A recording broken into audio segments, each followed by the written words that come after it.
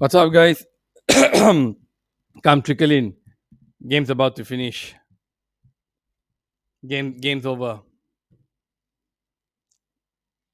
I just I just cannot believe this. If anybody wants to join me, here's the link. I'm so lost. I just don't know, guys. I just got no clue what to say, man. Right now, I just don't know. I just don't know. I just don't know. All right, take your time, everybody. The match just finished. Let's give it a few minutes. Let the thing dust settle for a while. And oh my goodness gracious me, we can't even beat Crystal Palace. This is just this is just next level. Oh my god! This is just. Let me get my gear up. What's up, guys? What it be, yo? Let me turn off this thing. I don't even want to watch it anymore. What's happening? Can somebody tell me what's happening with the team? I'm sure there must be like a million theories, but and the number one problem is going to be everyone's going to be talking. Sorry, my voice. Number one problem is going to be talking about injuries, right? Hold on. See, I can't even find my gear. I can't even find my gear. I don't know where my gear is. I've only got one glove. I'm supposed to have two gloves. I've only got one glove. Hold on. I can't see shit, man. My brain's all. My brain's fried. Holy shit, ladies and gentlemen, what is happening with Manchester United, man? Are we playing football or what? I don't know, man. I'm like, I'm like, oh my lord, oh my lord. Manchester United have lost two games at home.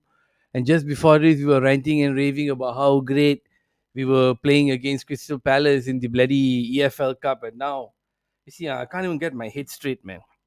I can't even get my head straight. I was like, one of half my brain is like, where's my glove? The other half is like, I probably should be tuning in here and talking about how shitty the team is playing. I just got no idea, lah. Let me just go through what I kind of let me just break down what I kind of saw from this game, man. If just to break it down in essence, I'm putting this thing squarely on Onana's shoulders, man. I mean, what the hell is this guy is supposed to be the backbone of the defense. The dude can't even make a simple save, man. Oh my god. The first shot on goal that Crystal Palace had, and they already scored. And all they needed to do was just hold up until the end. The only other significant save I saw this fella make was when the ball went right towards him. You know what's the big problem here? Andre Onana thinks he's one hell of a great goalkeeper that is freaking God's gift to Manchester United, came here to save the day, help us play some incredible forward passing ass nugget football.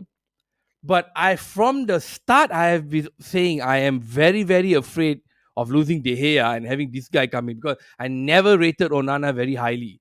And Beth from that stupid girl, Beth from United Stand, she kept on harping, she kept on pushing the agenda. De Gea is not good, he cannot play from the back. Everyone needs to play from the back. So now the problem is the back, right? We don't have center backs, we don't have full backs, right? Everyone is injured. Okay, here's the plan. Here's the new master plan. You take Andre Onana, you play him as a centre back. Now you have a centre back there. You take Harry Maguire, you let him out, put him out to pasture, right? If you sell, you get 5 million. You sell Harry Maguire. Why? Because now we have Andre Onana who can play centre back because he's great with his feet. And please bring back David De Gea. Please, can someone please bring back David De Gea? The guy has no club. Okay, the guy has no club because all the big clubs already have contracts for them for their goalkeepers. Okay, they feel comfortable with them. They don't want to bring somebody new. They don't want to upset the apple cart. But Manchester United now, which is supposed to have a stronger defense with Onana, we seem to be playing as freaking bad as Leeds United last year. Before Leeds United got relegated last year, they were letting in 3 goals, 4 goals, six goals, two goals, every freaking game. And Manchester United is supposed to build from the back. Now we're letting Andre Onana let all the bloody goals in, man. I just cannot, lah, guys. How am I supposed to actually like the whole team was playing so well, until until that point. Of course, Amrabat is playing out of position. I mean, we don't have any left back.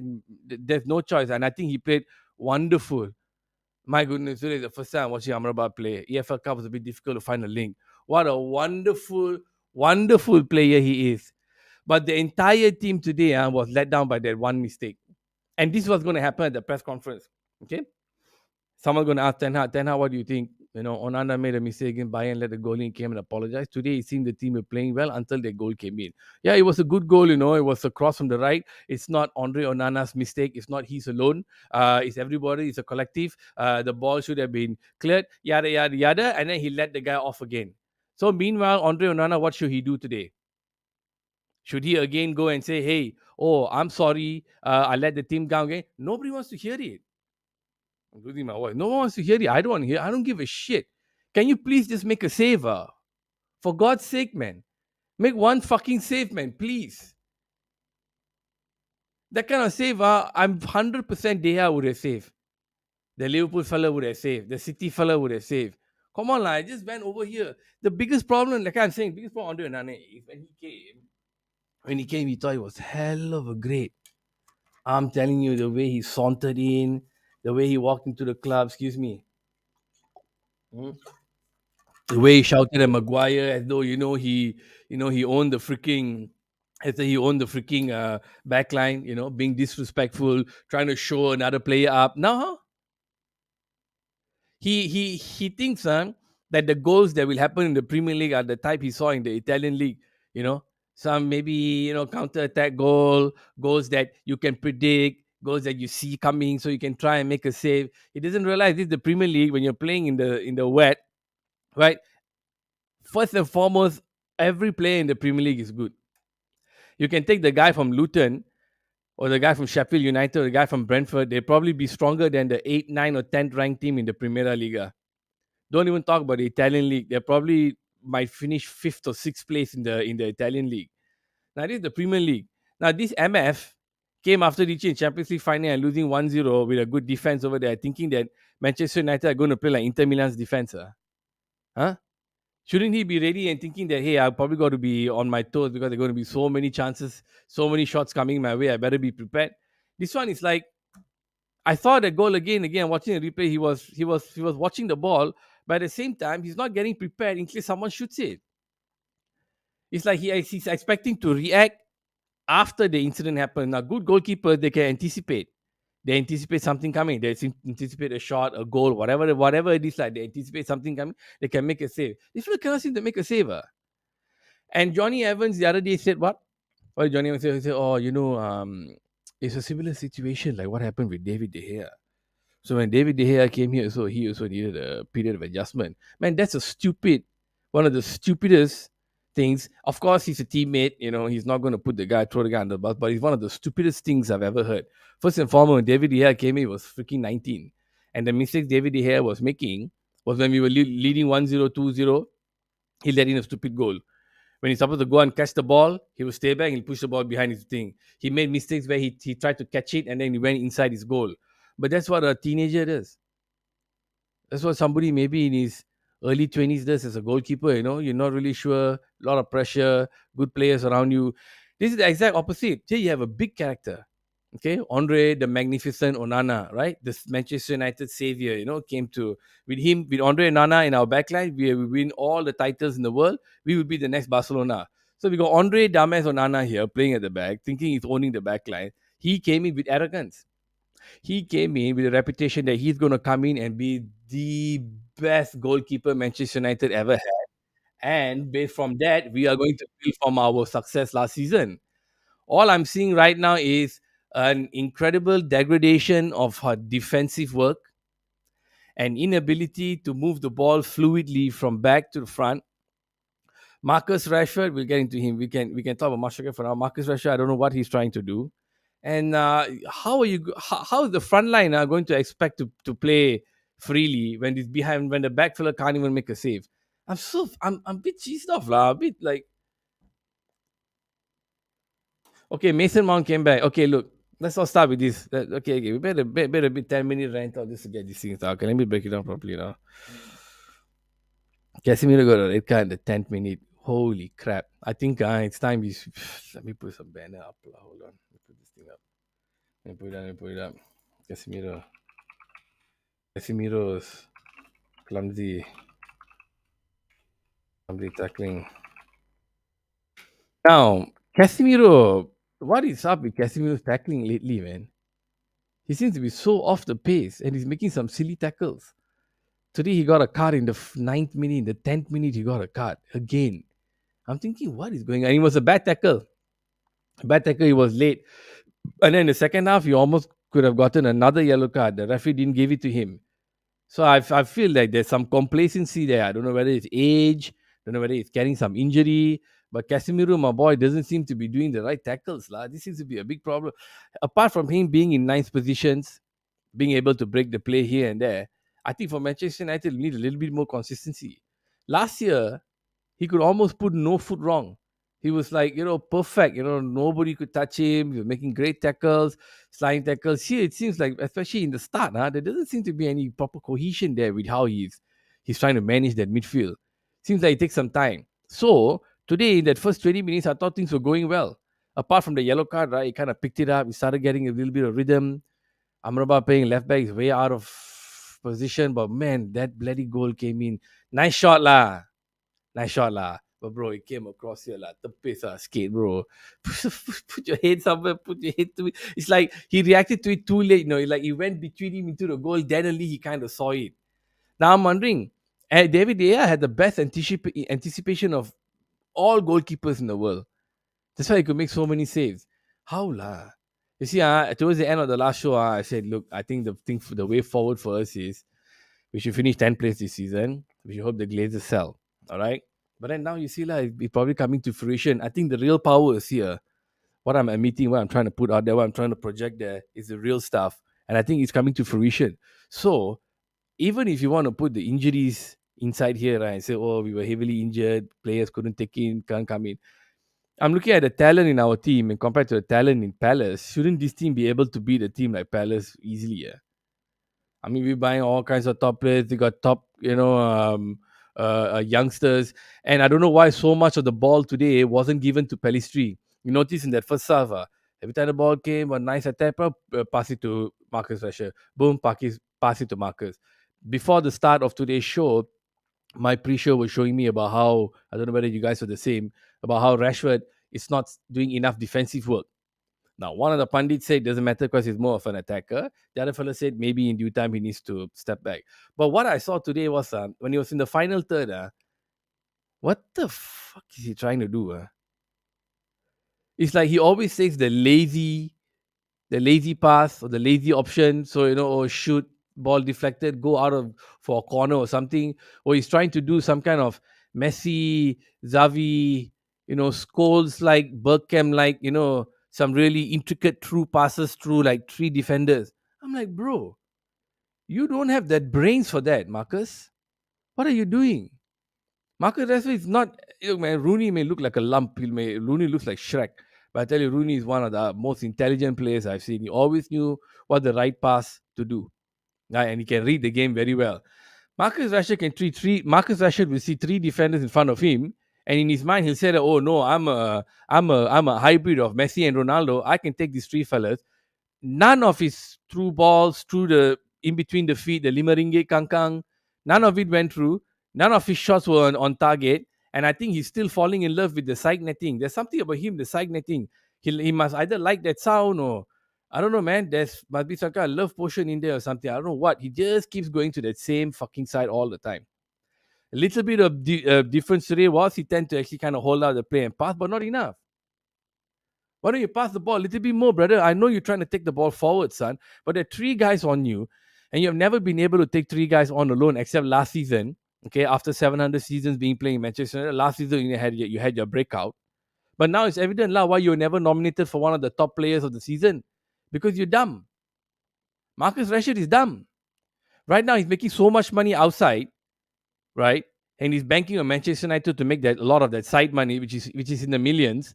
His focus is all gone. Look at that. Now, the pressure from last season, him scoring a lot of goals, right? And because I said Marcus Rashford is dumb, what's happening this season is you can see he's trying to get goals again. When you are all over the news, all over the world, your people will tell you you need to maintain this. Now, in your head, you will tell yourself, I need to maintain this because I want to be a good player. I want to win titles. But I doubt any Manchester United fan, after seeing the 7 games, can say, I think Marcus Rashford is doing all the right things. He's not. I don't see it. I don't see enough. Was he an attacking threat today? Very. Very. He was taking on the Crystal Palace defense like nobody's business.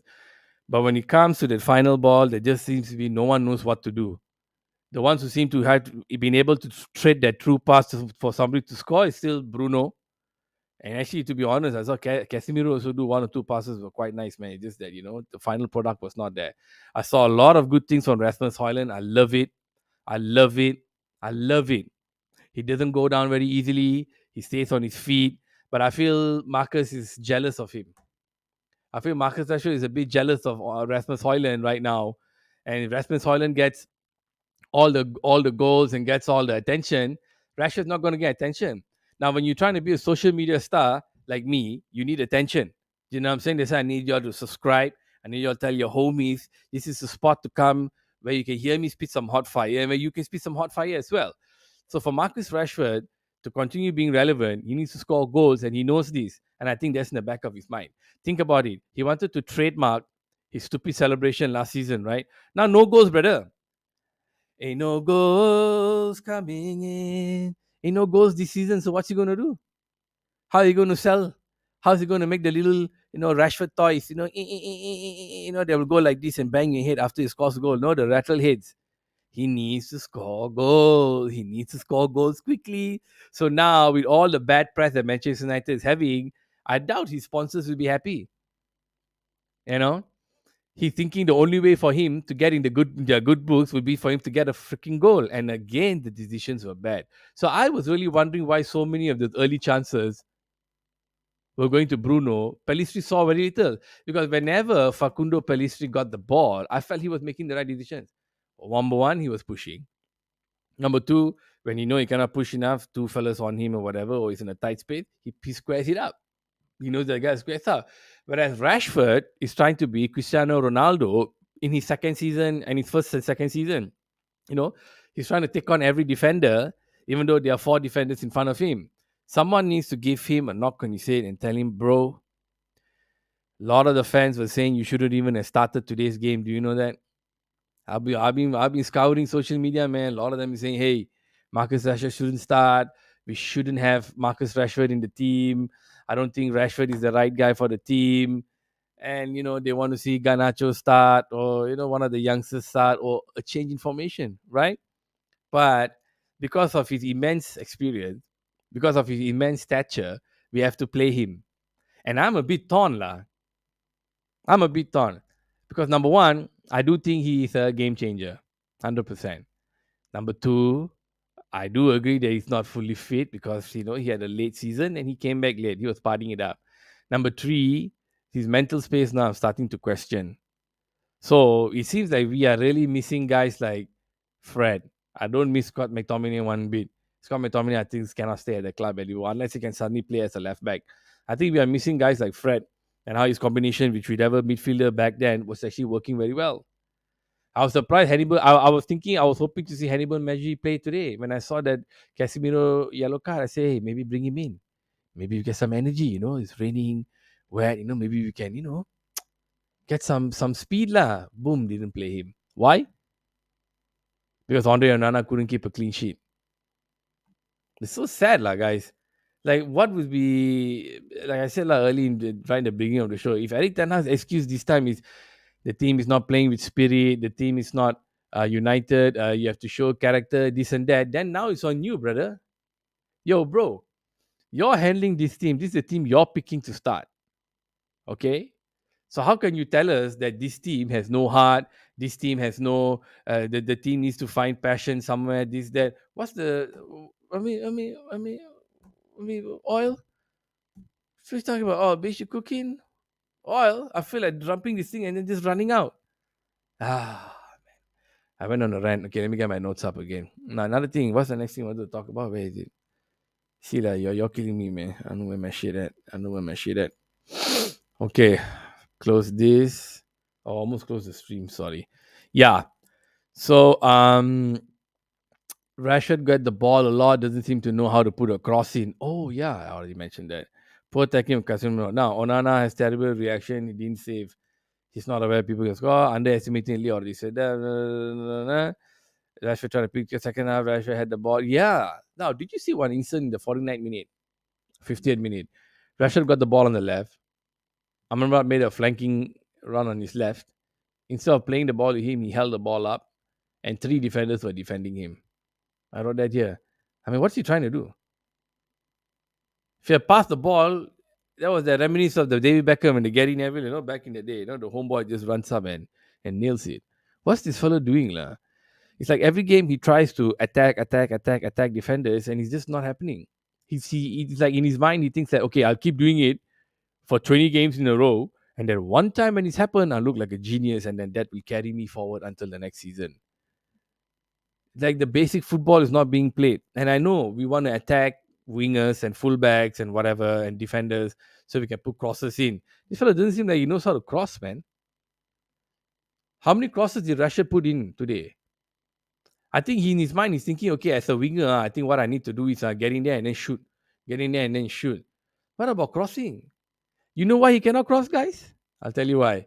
Because his favorite position is to play on the left, right? So he keeps wanting to cut in and shoot.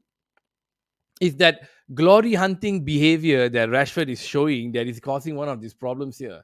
Do you know what I'm saying? Let me put that up, man. Let's talk about Rashford, man. Na, na, na. Rashford still selfish. Maybe that should be the Rashford still selfish. What's up, guys? What's happening, man? What do you all think about the game, man?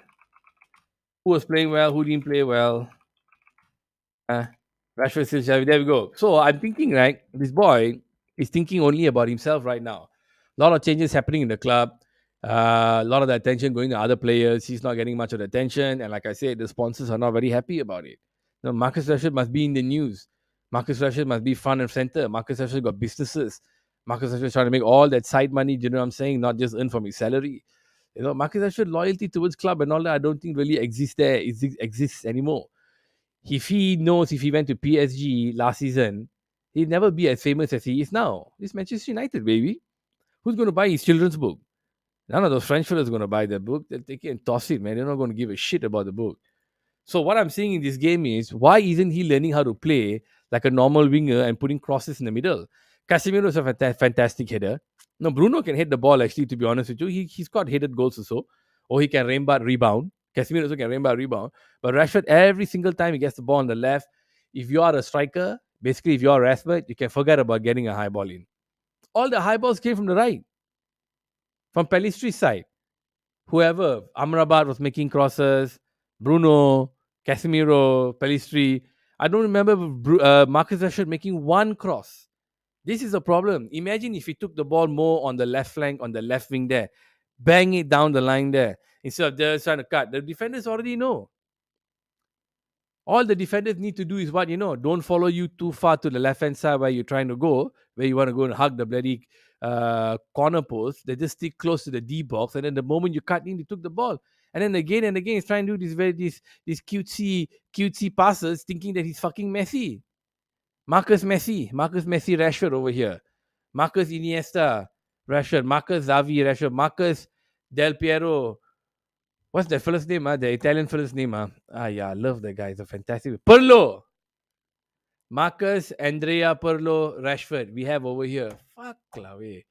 That's why every time after the game when we lose, I get angry at Eric Ten Hag. I say he needs to shoulder a lot of the blame. Because he keeps sharing the blame across the board, talking about players not having heart, and blah, blah, blah, yada, yada, yada. But this is the team that you pick. Now I'm seeing some of the boys saying, you know what, screw the seniors. Since they all can't play well, everyone's crocked, nobody's healthy, no one's fit. Maybe just put all the juniors in. This is the game you're supposed to win, lah, way. We got big matches coming up. We definitely going to lose that. Look, anyone here thinks we're going to win against Liverpool or win against City, y'all better temper your expectations, man. I've tempered mine in the last show already. 10th place. This season, Manchester United 10th place. I'm tempering it. I cannot. I'll be too heartbroken. Seeing as the way we're playing, cannot play in the rain, cannot play in the sun. When December comes and the snow hits, yo, oh, what's going to happen? Huh? We're going to get 6-1, 5-1 hammering without even a player getting a red card. We're screwed, lah. No one even wants to tune in. There's nobody tuning in tonight to watch the any post reaction. No one wants to know. They probably already watched Goldbridge. You know, they streamed before, they streamed during, and then he's probably streaming now. So I don't want to open too many windows. They're probably streaming now also. I gotta face the music, man. I can't lie. I gotta talk. I gotta talk. I gotta talk. I gotta talk. I want to see what y'all have to say. So, man, really, man. I just okay. What else we gotta talk about here? Okay, Ten Hag made a decisive change in the 60th minute. Good.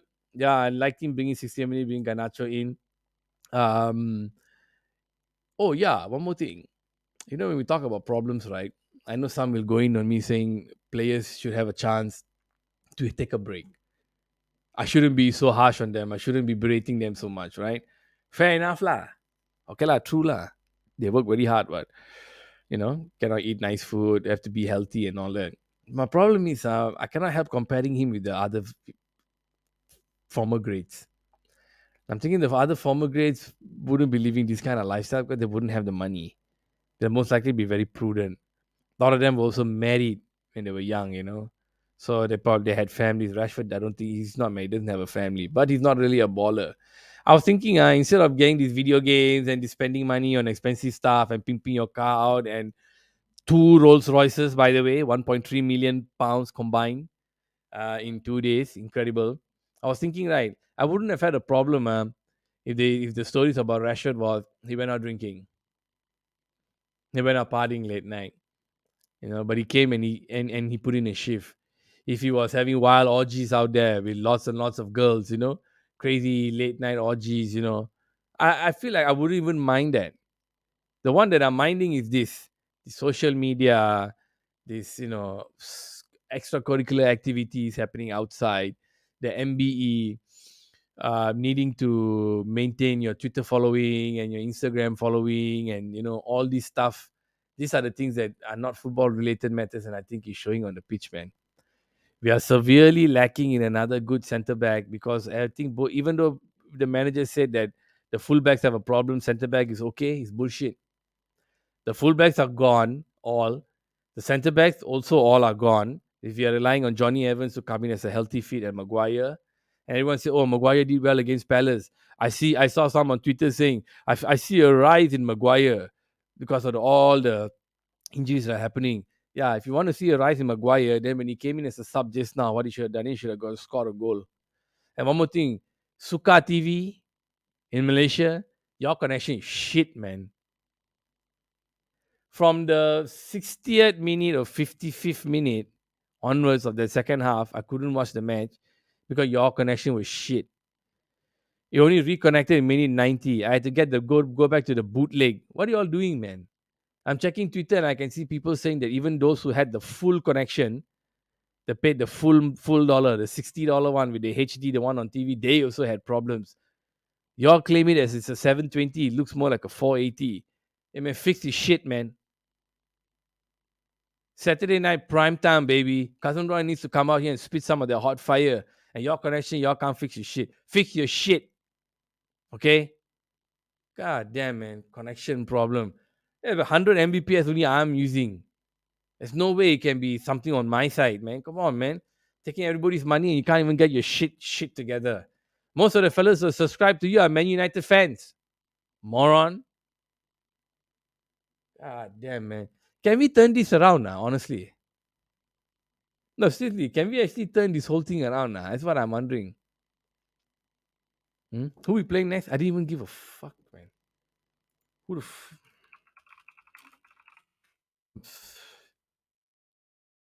12:30 a.m. here, in case anyone of you watching from other countries or whatever the fuck. I've been working since this morning or so.